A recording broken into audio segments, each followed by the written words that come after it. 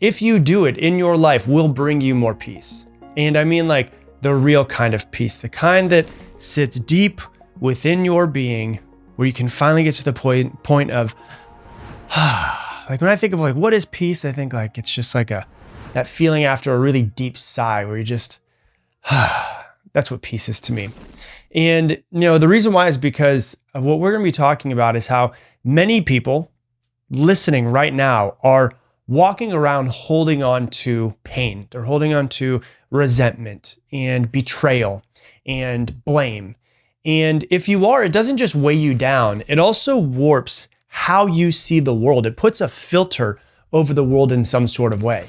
It changes how you see people, and it also changes how you see yourself as well. And so what we're going to talk about is how to let go and how to forgive at a really deep level, and really just letting go of what you no longer need. And more than anything else, doing it because you want to reclaim your peace that you deserve. But let's be honest as we dive in. The fact that you want to forgive is really great, but forgiveness itself isn't very easy. And it is simple, that's for sure.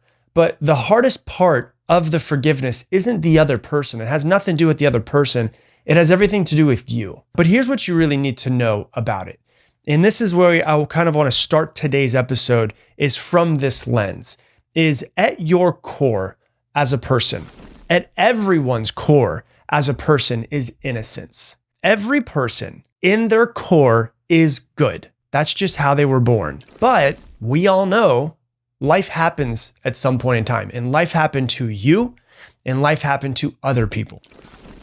Trauma happened and society conditioned us, and parents projected their pain and their trauma on top of us, and teachers happened and churches happened and systems happened, and all of it gets layered over that original self. Now, it doesn't mean that the original innocent core peaceful self is not there. It is there, but all of these things just get layered over 20, 30, 40, 50 years. And now, we're walking around kind of just bumping into each other's wounds all day long.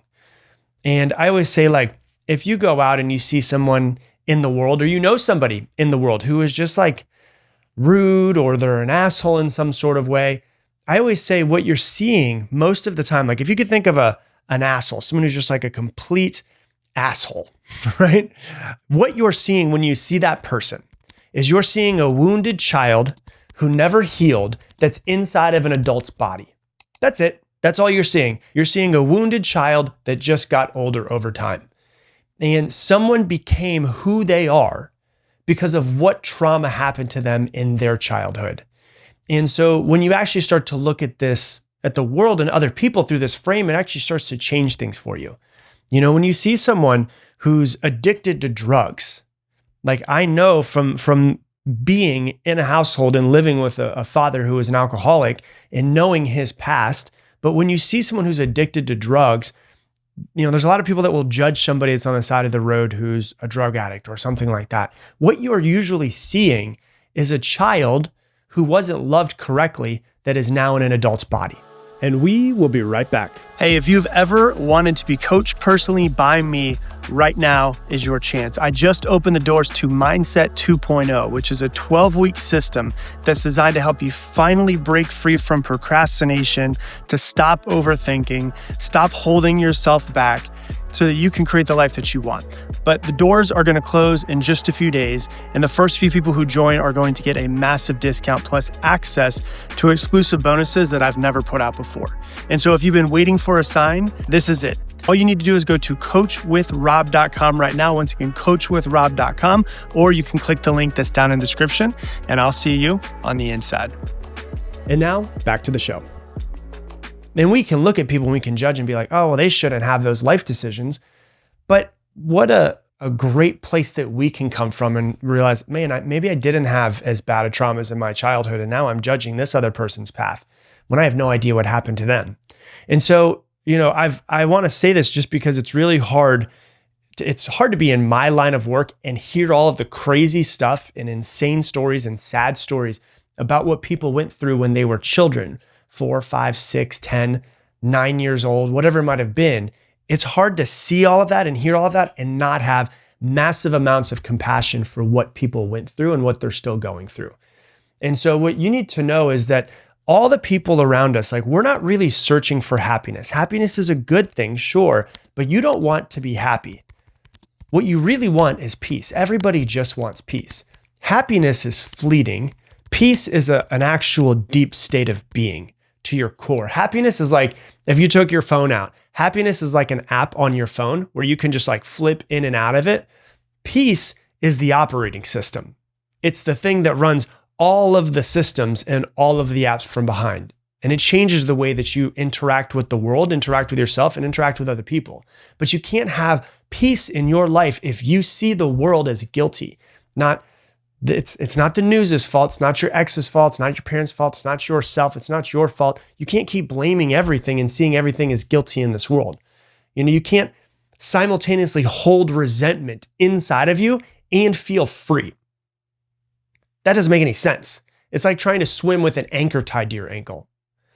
So you cannot have real, true peace if you do not forgive. Now, I want to say this real quick, and I'll talk about it later, but forgiveness doesn't let people off the hook for what they did. I remember having a conversation with one of my friend's parents one time, one of my friend's moms, and she's been through a lot of stuff in her life with her parents, especially her father. And we were talking about forgiveness, and I remember she said, "I will never forgive him." And I just thought, man, what an interesting place to look at the world through. Like, I will never forgive that person. You're basically saying, I will never have peace. And so, I was watching a video a few years ago, and I remember I've seen it a couple of times at this point. There was this young man that was in his, I think he's like 19, 20 years old, and he was in trial for murdering another teenager.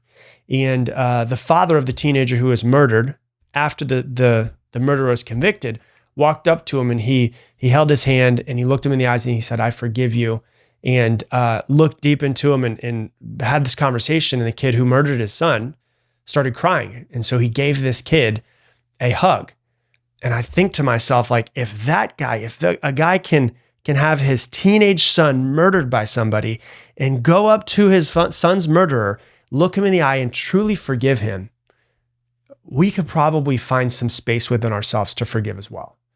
And so let's go deeper into this and really talk about, because I want to be able to shift your perspective around forgiveness, but also around the person who hurt you in some sort of way. So let's go deeper. Why do people do bad things? People don't do bad things because they're evil.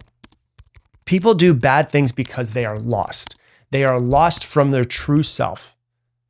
Let that land for a second. Like, really think about it. People don't do bad things because they're evil. They do bad things because they're lost. Anyone who hurts another human is hurting themselves first, because they are cut off from their true self. They're cut off from their essence. Their actions are symptoms of their own suffering. And so think about it. Like, if the person who's a thief, that's likely a child who was forced to survive and had to do it all on their own because their parents couldn't do it for them. So they learned, hey, stealing was something that I have to do in order to get by. If someone's a cheater, that's probably someone who didn't get the love that they wanted to, or the buildup of self-worth from their parents. And so they're just looking for validation from anybody that will give them attention. The person who's a liar, likely someone who learned that the truth was not safe in their household as a child. So when you zoom out, like, you could see the person, you could be right there, but when you zoom out and you stop seeing a monster in front of you, you start seeing a wounded child that's just flailing in pain. And the child who learned a behavioral adaptation at some point in time. And they learned that behavioral adaptation in order to protect themselves in childhood. And so, when you look at it, the way I always categorize it, just to make it really simple, is there is only sane and insane. Sane and insane. And I don't mean insane like clinically insane, or like insane like you see in the movies or any of that type of stuff.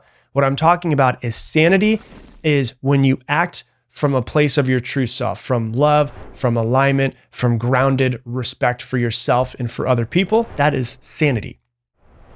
Insanity is when you act from a place that is not aligned. That is fear, that is survival, that is disconnected from yourself and from the human race. Anyone who's acting harmfully is acting from disconnection from themselves and from other people. That is insanity. They're not in their right mind, literally not in their right mind. And so when you forgive people, you're not saying what you did was okay. And this is a really important part of this, that you're not saying, hey, what you did was, and you don't even have to, FYI, when I say when you forgive somebody, you don't even have to go up to them and say anything. You have to forgive them inside of yourself. But it's not saying what they did to you is okay. It's saying, I will no longer let that person's poison and their pain get in the way of my peace. It's like Mark Twain has a quote that says, resentment is the acid that corrodes its own vessel. You know, like you're holding on to the acid and it's burning you. It's not doing anything else to the other person.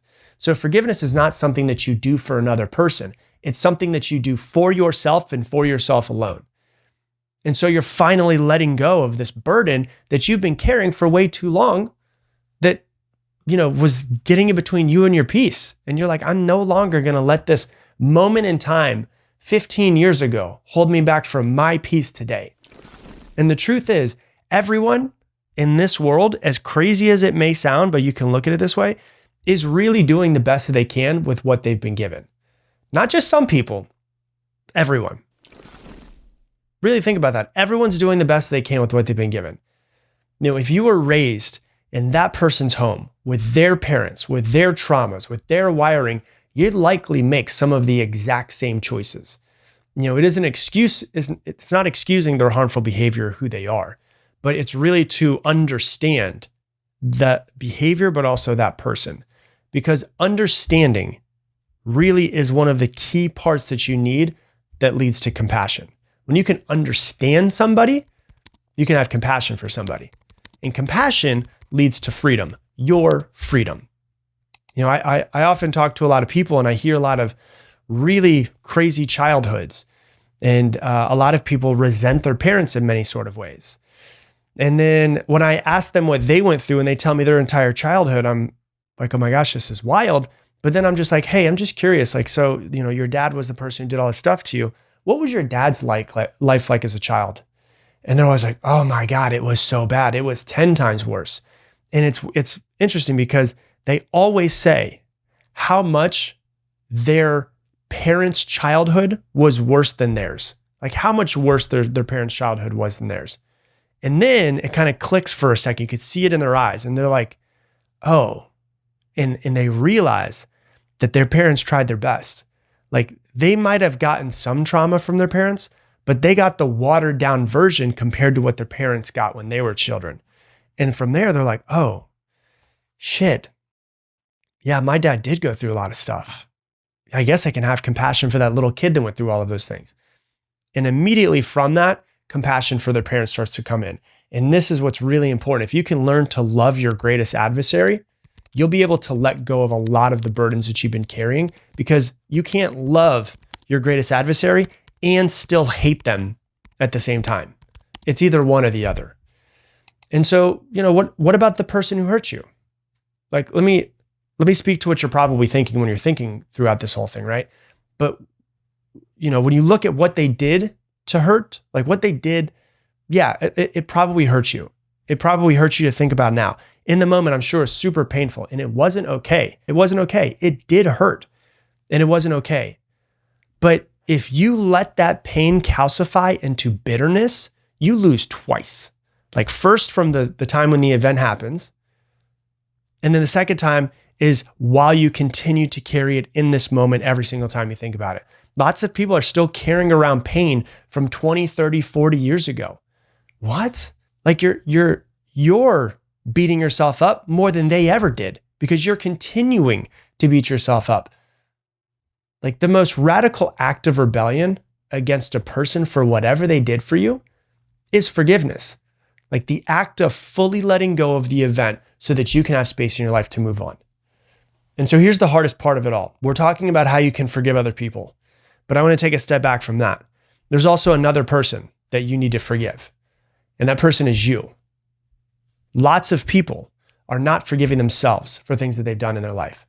Like that's where there's definitely forgiving other people. And there's a lot of peace in that, but the deepest peace lives in forgiving yourself for many things that you've done, for the version of you that stayed in that relationship for too long, for the version of you that snapped at your children, for the version of you that turned to alcohol or drugs or food or sex or scrolling on Instagram, whatever it might be, to numb out the world. And you numbed and numbed and numbed for years. Or the version of you that shut down, or the version of you that lashed out at other people. For the younger you that didn't know any better, you did the best that you could. We can't say that other people and understand that other people did the best they could with what they had if you can't say it about yourself. You know, you're not your worst moment. You're not the thing that you regret the most. And you're still worthy of your own love and acceptance. And you're definitely worthy of your own forgiveness. And if you forgive everyone in your life, then forgiving yourself is like the grand prize of peace. That's really how you get there. If you want to continue to hold on to all of your bitterness and be unforgiving, then you will honestly never really find true peace in this world. And really, forgiveness is not just like this feeling. Forgiveness is a practice more than anything else. I'm going to promise you, like, you could have this moment, this could really hit home with you, and you can think about, oh my gosh, my dad and things that I went through and all that. And you can say, yeah, I do forgive him. But you might have to work at this. You might have to keep forgiving him, because it might just be many moments that piled up over your lifetime. It may not come all at once. That's okay. You don't have to feel forgiving to start acting like somebody who forgives. You just need to be willing to try to start forgiving. And so, you know, a good place to start is if you're thinking about somebody else that did something to you, if you just say to yourself, they were lost and I'm done carrying this. Like, that person was lost and I'm just done carrying this bitterness. And you know what? I forgive myself. I forgive them. I'm learning, and I'm just trying to return back to a feeling of deep peace within myself. That's enough for today. I'm okay with that. I'm okay with you just doing that and then coming back and doing it again tomorrow. And then maybe going a little deeper tomorrow. All of that is all you really need to do.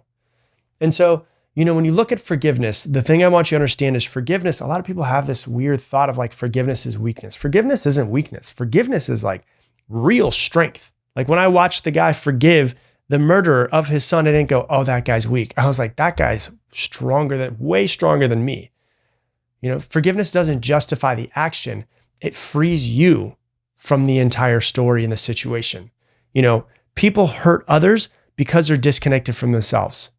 But you can get more connected with yourself and choose peace. Even when others choose pain, you can choose peace.